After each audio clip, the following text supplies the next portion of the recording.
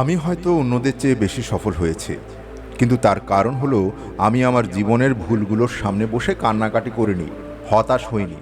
ভুলগুলোকে আলাদা করে দেখেছি, ভেবেছি, আর সেগুলো ঠিক করার চেষ্টা করেছি।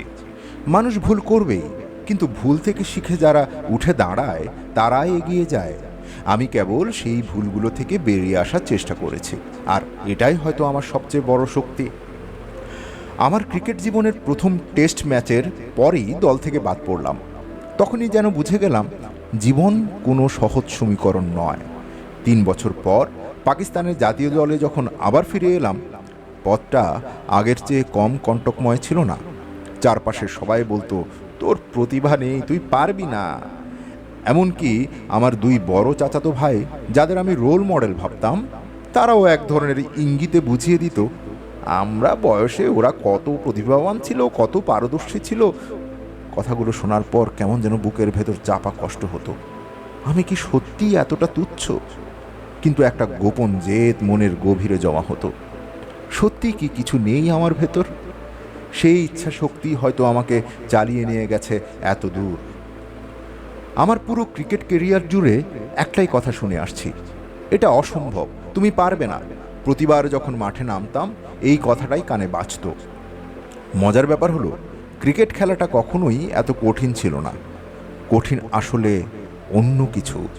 পাকিস্তানে প্রথম ক্যান্সার হাসপাতাল বানানোর স্বপ্ন দেখেছিলাম। সেই স্বপ্ন নিয়ে শহরের সেরা ডাক্তারদের ডেকে এক সম্মেলন করলাম। 20 জনের মধ্যে 19 জনে বলল, অসম্ভব, পাকিস্তানে ক্যান্সার হাসপাতাল বানানো এত সহজ নয়, এটা তুমি পারবে না। কথাটা শুনে কয়েক মুহূর্তের জন্য যেন স্তব্ধ হয়ে গেলাম। কিন্তু তারপর মনে হলো, অসম্ভবকে সম্ভব না করলে বাকি জীবনটা বেঁচে থাকার মানেটা কোথায়? জীবনের পথে কতবার যে উপহাস সহ্য করেছি তার হিসেব নেই। মানুষ কত সময়ে আমাকে নিয়ে হেসেছে, ঠাট্টা করেছে, কিন্তু জানো, এসব নিয়ে আমার কখনো মাথা ব্যথা ছিল না।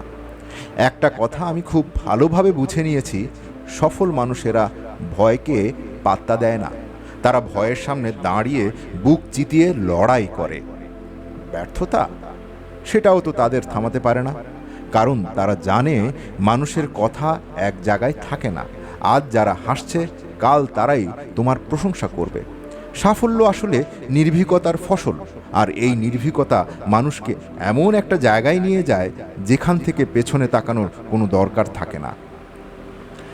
আমি এখনো স্পষ্ট মনে করতে পারি, লাহোর ক্রিকেট স্টেডিয়ামে যখন ব্যাট করতে নামলাম, পুরো ভিড় যেন আমাকে লাইন অফ লাহোর বলে উৎসাহিত করছিল।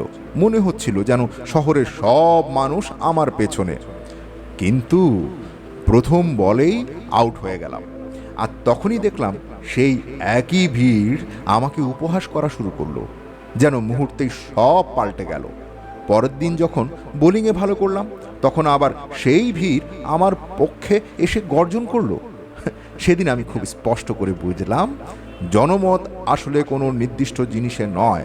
মানুষের মন সবসময় পরিবর্তনশীল। আজ তারা তোমার পক্ষে, কাল হয়তো বিপক্ষে। তাই নিজের লক্ষ্যে অবিচল থাকতে হয়, মানুষের কথায় নয়। তোমাদের জীবনে কখনো মানুষের কথায় পরিচালিত হতে দিও না। তোমাদের লক্ষ্য, তোমাদের আবেগ আর তোমাদের আদর্শকে সামনে রেখে চলতে হবে। কখনো দুর্বল মুহূর্তে নিজের আদর্শকে ভেঙে দিও না। যখনই তোমরা ব্যর্থ হবে, তখনই নিজের সাথে নিজে কথা বলবে। নিজেকে প্রশ্ন করার শ্রেষ্ঠ সময় তখনই, কেন ব্যর্থ তুমি হলে এবং কি ভুল করেছ।